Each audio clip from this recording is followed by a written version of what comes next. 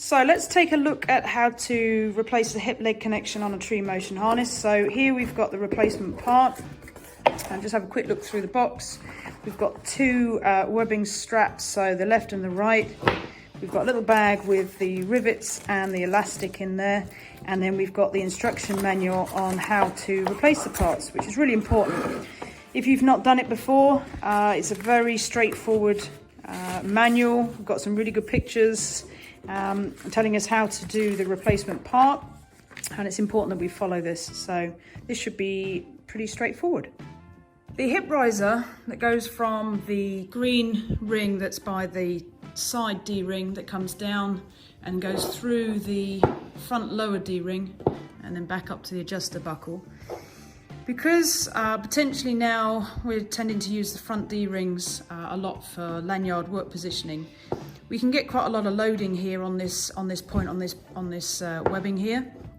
And depending on how we've got the harness set up will maybe depend on how quickly this wears. So there's no given amount of time before you would need to replace this part.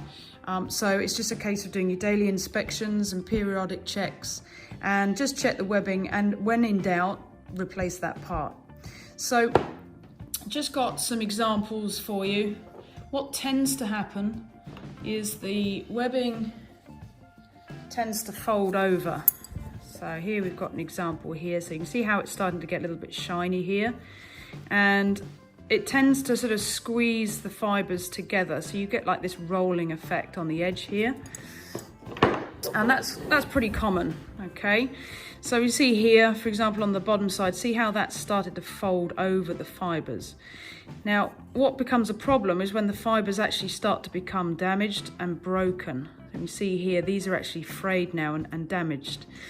And although this would probably hold our load as a constant load while we're climbing, we have to think about worst case scenarios. So once these fibers here are actually damaged and broken, as a very rough rule, I guess I'd probably say about 10% roughly.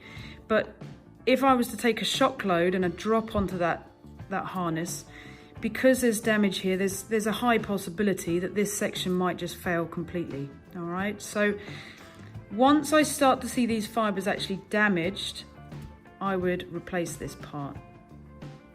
Here we've got an example of quite bad fraying here where the fibers are really quite damaged.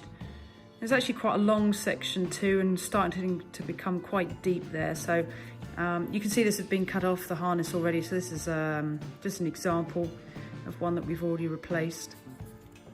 Here's an example of how your webbing usually looks, where it's starting to fold over. You get that shiny kind of look.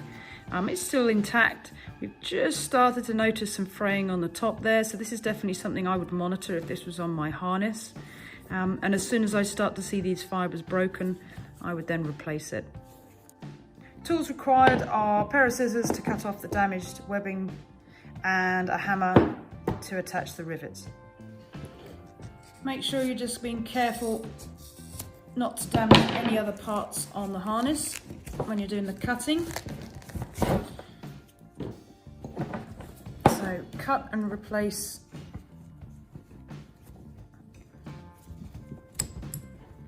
get that webbing sling out of there.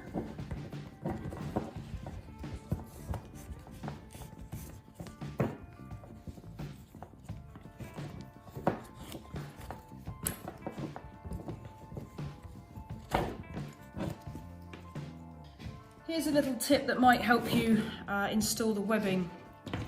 Once you've taken the old one out, we have to put the stitched end, or the stitched loop, down through the red ring, like it explains on the instructions. The trouble is that's quite tight, and it's quite difficult to wiggle that through.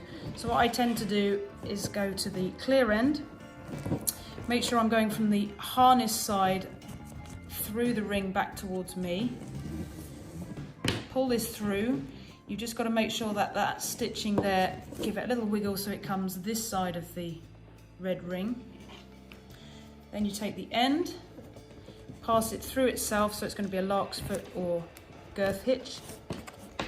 Take that through, just check the stitching pulls through and we don't have any crossing, so sometimes you have to give this a wiggle.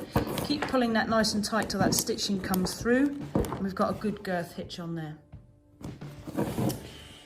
Make sure you don't have any twisting in the webbing before we go through the lower front D-ring, and make sure we're going from, let's say, the harness side, so the inside and out.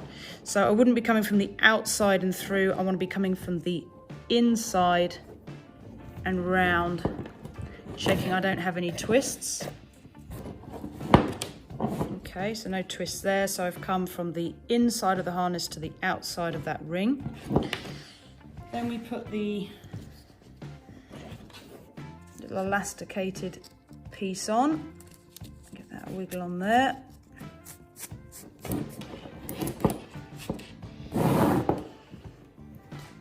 Then you come up to the two buckles that we can adjust. So same thing, we're going to come from the inside to the out, and make sure you go through both buckles. When you're moving the harness around, this flips around and can go back on the inside like that. So just make sure that the small buckle adjuster is on the top as you're pushing it against the harness like that. So I'm going to go from the inside out through both buckles,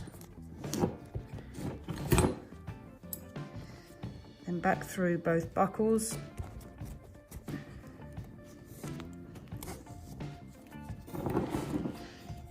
My tail end then goes through the elastic again, so that means I can tidy up any slack I have. And then we've got two holes here which the rivets need to go into.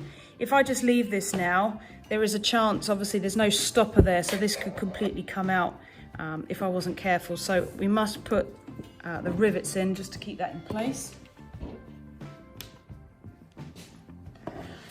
So I take one female rivet, pop it in the one closest to the harness.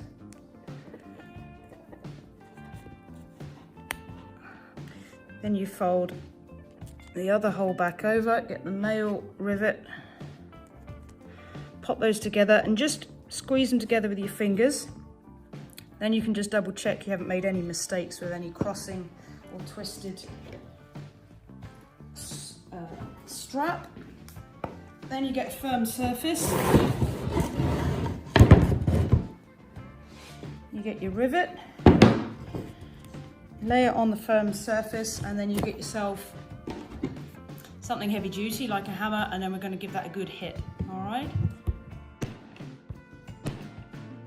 just make sure the rivet is joined together nicely, and that's it, job finished.